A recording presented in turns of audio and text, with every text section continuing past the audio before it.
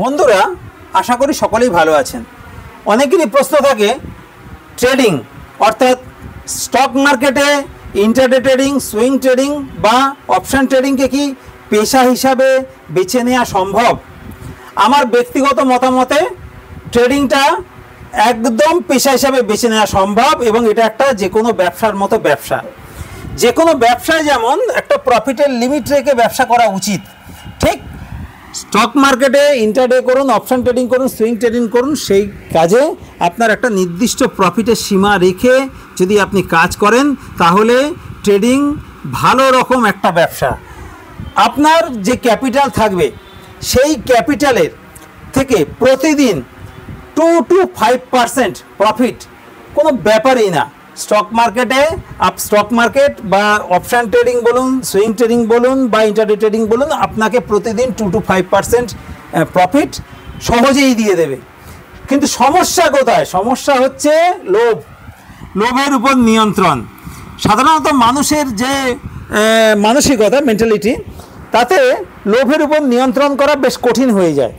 যখন আপনার 2 to 5% profit হয়ে যায় কন্টিনিউ, তখন লোভ কিছু লোকের মনে লোভের পরিমাণ এমন হয়ে যায় যে না, আমি একদিনে টাকা 20% প্রফিট করে ফেলবো, 50% প্রফিট করে ফেলবো।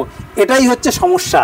স্টক মার্কেটে যারা লুজার হন তার একটা বড় কারণ হচ্ছে লোভের উপর নিয়ন্ত্রণ না করতে পারা।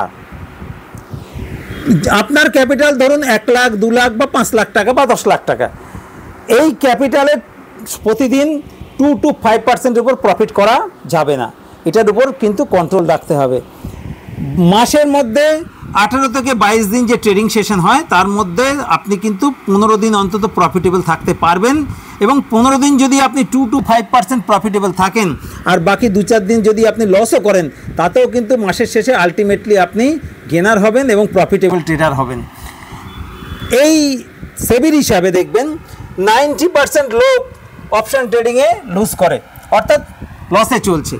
তার বড় কারণ কি? আমার ব্যক্তিগত হিসাবের কথা আমি এর আগেও কয়েকটা ভিডিওতে বলেছি যে এই 90%-এর মধ্যে 80% লোক কিন্তু এমন লোক যারা শখ করে কোনো কিছু না শিখে, কোনো কিছু না বুঝে একটা ডিম্যাট অ্যাকাউন্ট খুলে ফেলেছে, সিধা অপশন ট্রেডিং শুরু করে দিয়েছেন বা ইন্টারডে ট্রেডিং শুরু করে দিয়েছেন, 2-4-10টা ট্রেড নিয়েছেন, 2,000, 5,000, 10,000, 20,000 টাকা, 30,000 টাকা লস করেছেন, ট্রেডিং বন্ধ করে দিয়েছেন।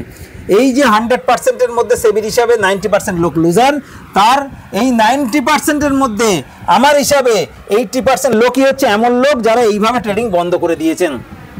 সেই লসটার হিসেবে 80%, তাহলে অ্যাকচুয়াল লুজার কত? 10%, আর প্রফিটেবল কত? 10%। তাহলে 50-50 চান্স আছে। তাহলে এখন প্রশ্ন হবে যে 10% লোক লুজার, তাহলে তারা লুজার কেন? তার একটা বড় কারণই হচ্ছে এই লোভের উপর নিয়ন্ত্রণ। কারণ তারা কিন্তু দিনের শুরুতে প্রফিটেবল থাকে, 2 to 5% প্রফিট তাদের কাছে কিন্তু সহজেই হাতে চলে আসে।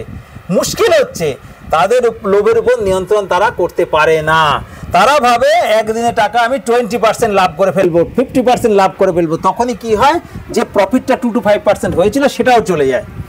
এতেই ওই 10% লোক কিন্তু লুজার, না হলে ওই 10% লোকও কিন্তু প্রফিটেবলের জায়গায় চলে আসতো। তাহলে ট্রেডিং করতে গেলে ইন্টারডে করুন, সুইং করুন, অপশন ট্রেডিং করুন, লোভের উপর নিয়ন্ত্রণ কিন্তু একটা বড় ব্যাপার। 2 to 5% প্রফিট কিন্তু সহজেই হয়। তাহলে এটাকে আপনি আপনার পেশা হিসাবে অবশ্যই বেছে নিতে পারেন। এটা আমার কোনো পরামর্শ না, এটা আমার জাস্ট অনুভূতি, আমার দীর্ঘদিনের স্টক মার্কেটে যে অভিজ্ঞতা সেখান থেকে বললাম। আপনি পেশা হিসাবে নেবেন কি নেবেন না সেটা সম্পূর্ণ আপনার ব্যক্তিগত ইচ্ছা। আপনি আপনার আর্থিক যে পরামর্শদাতা আছে তার অবশ্যই পরামর্শ নেবেন, আমার পরামর্শ কাজ করবেন না। ট্রেডিং শিখুন, ট্রেডিং করুন, সুস্থ থাকুন, ভালো থাকুন। ধন্যবাদ।